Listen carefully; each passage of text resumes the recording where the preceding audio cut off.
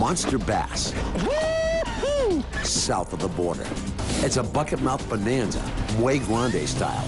And the big boys are kicking butt, taking names, and smashing tackle. Whoa, look at this guy.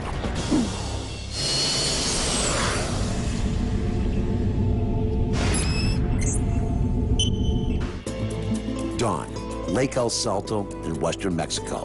Flooded timber, islands, drop-offs, tons of shad, and an army of Florida Strain Largemouth create a bass man's dream. Nearly perfect water that rivals anything in California or the American South. At this classic destination, Dennis has a shot at the biggest bass of his life. Woo! Yeah! Ooh, nice fish. The day starts hot. The wolf pack is already prowling for sheep. Woo! First cast, bang! The hunt is on for monster fish. Given El Salto's huge acreage, the bass could play an endless game of Marco Polo with Dennis. But longtime El Salto guide Tony Encinas has got fish GPS in his brain. The lake record is an 18-pound, 5-ounce bass, a monster that was only 4 pounds away from breaking the long-standing world record. You know, what's really amazing about this lake is it's about half of the capacity of what it is. It's about 24,000 acres right now. But as you look back, you see this tree line, that's about 30 feet up. I bring it up to about 50,000 acres. That will make it very, very difficult to fish this lake because you're not going to be able to find all the spots where these fish are hoarding up the shad. And that's why a very, very knowledgeable guide is so important.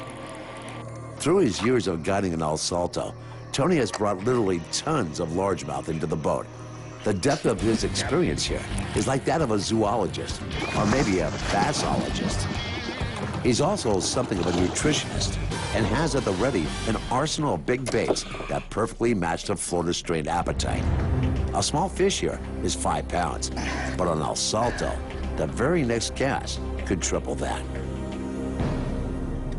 You know, we're using a variety of baits here. We've got spinner baits, we've got swim baits. We're doing very well with topwaters as well. Colors, though, really important. Simulating the shad, we got chartreuse and white. That's what's giving us a great day. A key thing to working swim baits is to vary your retrieve just a little with every cast. Go slow, but start and stop. Give teeny bursts of speed. Make that lure behave in a way that signals to a bass that the bait is responding in fear to the presence of a predator. That tantalizes largemouth, inducing strikes.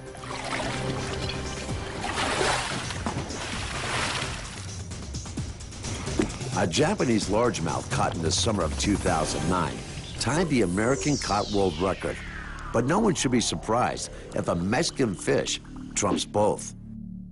You know, even when this lake is half empty at 24,000 acres, this still produces fish like this. El Salto, Billy Chapman's Anglers Inn. What a place to fish. Wow. If you never believed in bass heaven, think again, because this is it. I guess that when Ray Scott dies, he's going here. You know the old adage, they say, never leave fish to catch fish? Throw that out the window. We just left the honey hole, but we're going to one that's even sweeter. This bass heaven in the Sierra Madres, with Anglers Inn right on the lake shore, is a creation of angling pioneer Billy Chapman Jr., who opened the doors 20 years ago and never left. You know, right in the structure that we're in here, there's a lot of trees right up against the bank, and what's going on is they're pushing the shad right up in here, and they're boiling all over the place. And it's a no-brainer to catch these fish, because all you have to do is drop anything into there, and they're going to be all over it. Like that. See that bend Dennis keeps in the rod? Busting big bass calls for pressure, pressure, and more pressure. Never let up, not even at the boat. Now we're starting to make it happen.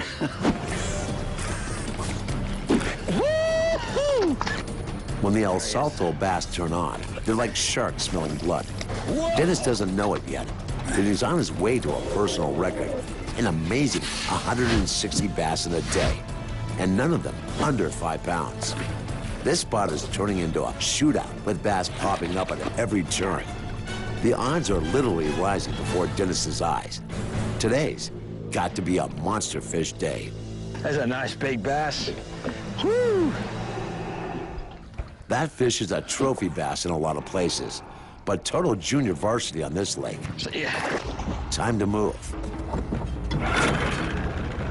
All right, we're gonna check out another spot. We've been just about fished this out. We caught about 15 bass here in about 35 minutes, so we're gonna check out another hot spot.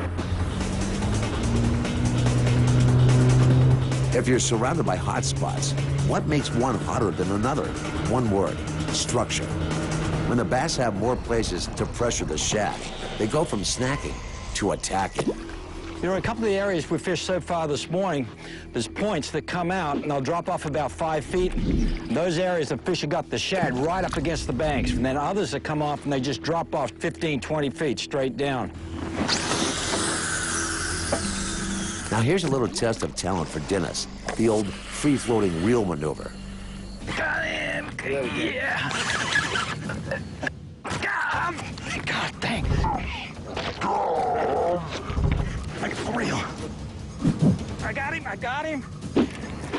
I got him! Dennis and Guy, Tony, and Cenas are fishing Mexico's Lake El Salto largemouth paradise and are on a 100 bass hot streak. But Dennis runs into some serious trouble. Yes. God dang.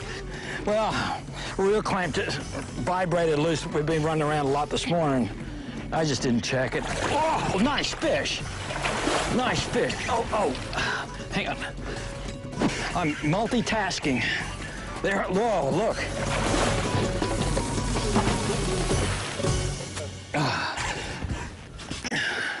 Okay.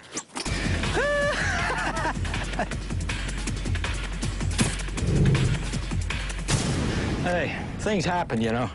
All you need is a rod and a reel and a bit of a bait there. Good skipper. Yeah. See ya. Put this thing back together. It's only the second time that's ever happened to me in my life. Last time it happened, it was about 150-pound bluefin tuna. I got him too. As the sun crosses the sky, Dennis is feeling every nasty little twinge in his joints that comes with 25 years of chasing monsters and all the body-slamming species. Dennis and Tony both notice sudden bird activity. Just like on salt water, the birds go where the bait goes on this big lake. And you change location, or maybe even tactics, when the egrets and herons give you the signal.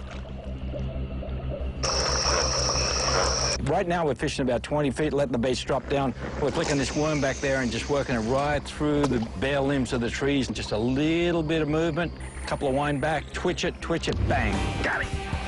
Yeah. Whoa. Here we go. Oh, taking line. Jeez. This is the first fish we've caught. That's actually, he's taking line. Woo-hoo! Nice fish. Oh. The first fish that's taking line.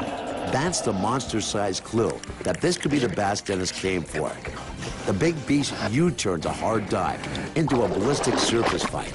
But that full-pressure tackle keeps him hooked solid. Whoa, look at this guy. Yeah. There's a toad. Monster bass. This behemoth is the capper. Fish number 160 in a long, hot, glorious day.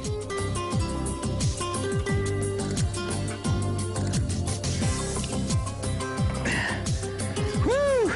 20 years of careful bass management led to this, a steadily breeding population of monster fish. Wow. Monsters that could crash down the door to a true New World Record largemouth bass. The holy grail of freshwater fishing might be just one shad taco away from making weight and making history.